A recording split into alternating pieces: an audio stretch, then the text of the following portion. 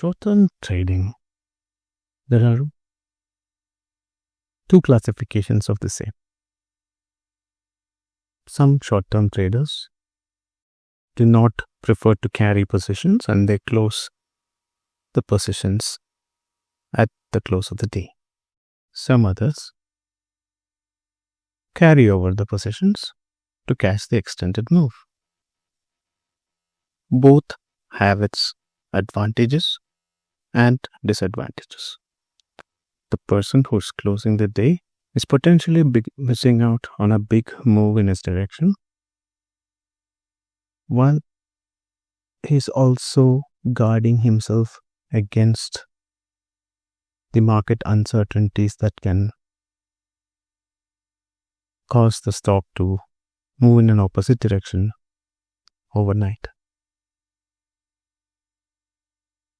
Similarly, the person who is taking that risk of overnight is also looking forward to a reward of extended move in its direction.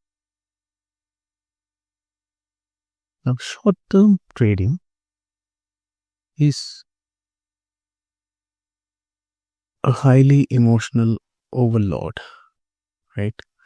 So I often think of short-term trading as you are a dad, you got 2 kids, and you're going to shopping market and coming back with 4 shopping bags, 2 kids, and just let's add 1 dog to add to the complexity. So there are simply so many aspects, or I call them noise, that is happening in a, let's say, a 5-minute chart. It is very difficult to separate real signal from noise, right? So you are having an emotional overload.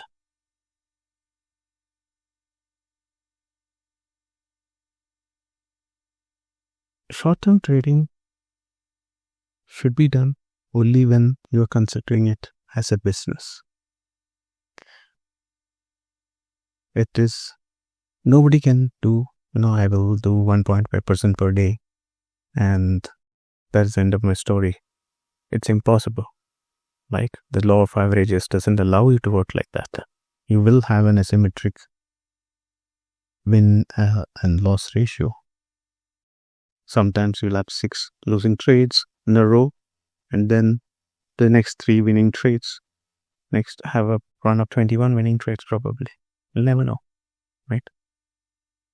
One reason why people take to short-term trading, from my experience of talking with traders, is that they want to test their method by taking a lot of trades and learn from them.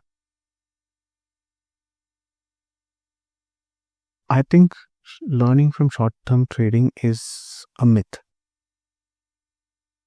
Because, as I said, short-term trading is all emotional overload. There is no time to learn from your mistakes. And if you are a short-term trader, you know that you make the same mistakes over and over and over again. Think about it. That's because you don't have that space to really think about what happened in the trade. What did I do wrong? What did I do right? Right? So it's very difficult for somebody to practice on short-term trading and then make it big in long-term trading.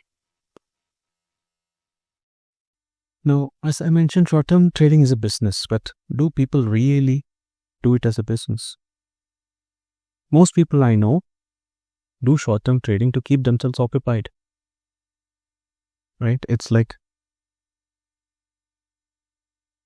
it is such a pursuit of foolishness, I would say.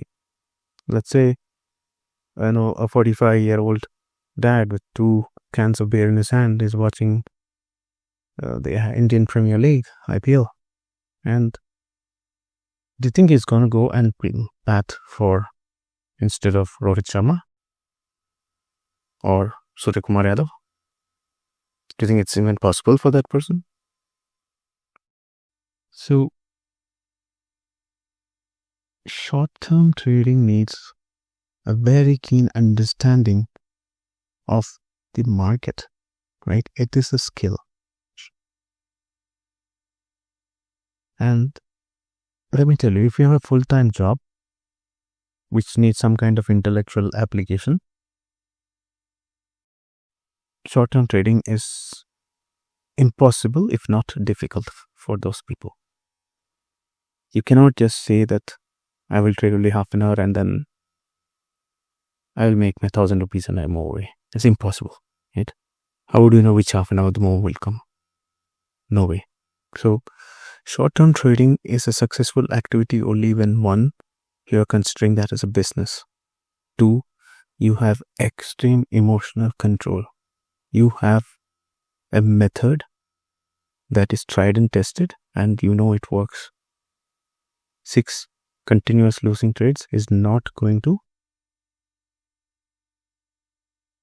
make you abandon that system, right?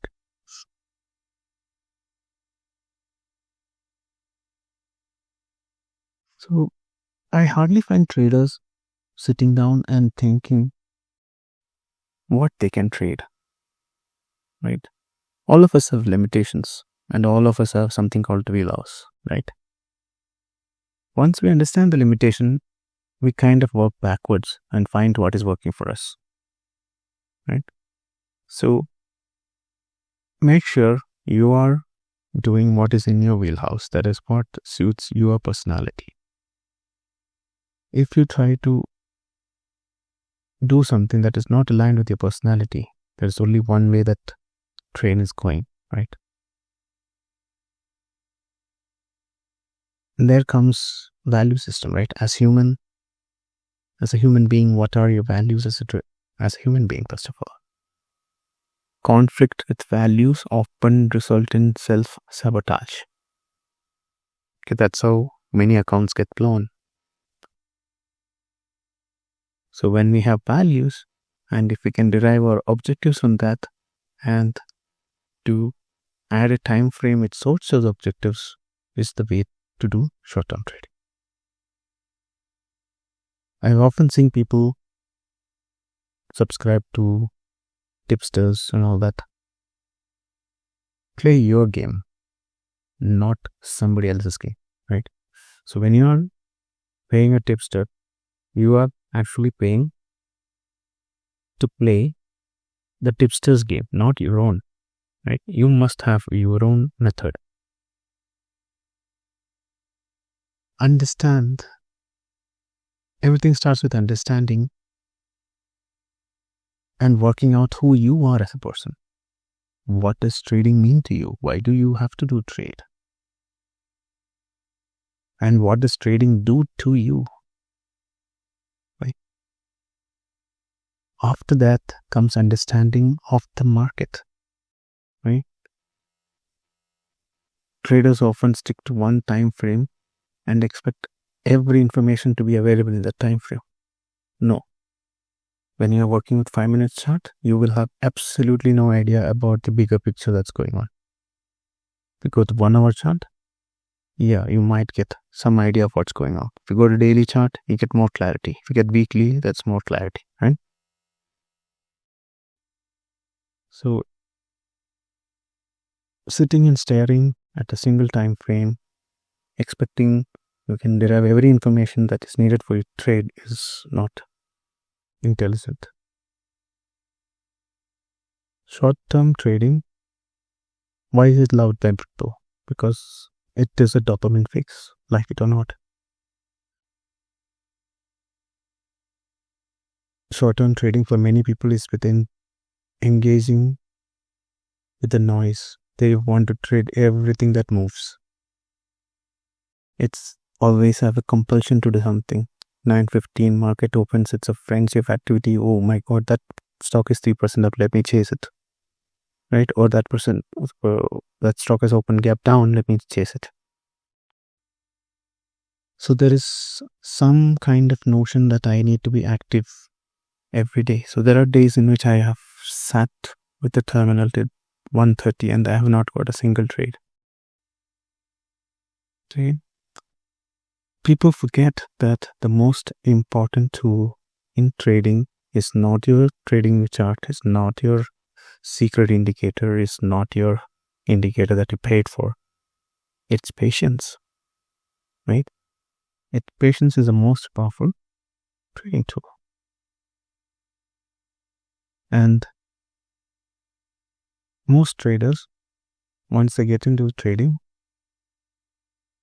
whether they make profit or loss, they keep on trading, right? They don't have any kind of cutoff limits. So for a short-term trader to be successful, you need to clearly define your cutoff limits. If I lose below this amount, I am not going to trade that day, whatever happens. If I get this much amount, I am going to stop trading. Because two enemies that every trader has, apart from himself, is greed and fear. So short-term trader must develop the discipline to trade with strong cutoffs. So to summarize, many people expect that short-term trading is very easy and making 1% sounds very, very easy, but it's not how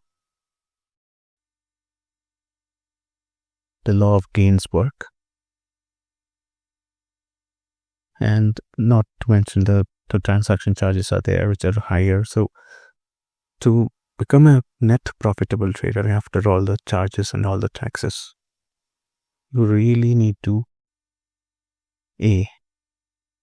understand who you are, to understand what the market is,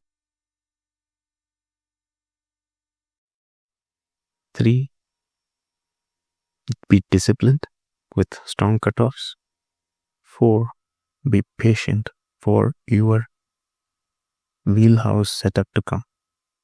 Do not play others' games. Play your own game. If you are a number 3 batsman, play number 3 game. If you are a number 6 batsman, don't try to play the opener's game. Right? So wait for your setup always. And understand the market and be disciplined with cutoffs. That's the only way to last in this game for a decade or more. And if you ever hope to become a full-time trader, right? It's not that you have to spend an entire day before the screen. You do your trade, you go out. But when you will do your trade is something that is undeterminable. And that's why you see the full-time traders scaring us. You are not a funded account trader, right? I can understand funded account trader is always having to do something or other, right? And the last thing, stop comparing yourselves with others. So comparison can come by Twitter, Instagram, all sorts of forums, all sorts of WhatsApp groups, Telegram groups, whatever nonsense that is. Trading is a lonely profession, right? You have to look at it only from your perspective. Somebody making 2 lakh, 3 lakh, if you try to emulate them, then again, you're not playing your game, you're playing somebody else's game. So this is some wisdom that I have based on my experience as far as short-term trading is concerned. For more such nuggets and other useful trading ideas and how to become successful trader, do subscribe and do like and share the video. I'll see you in the next video. Thank you very much. Bye-bye.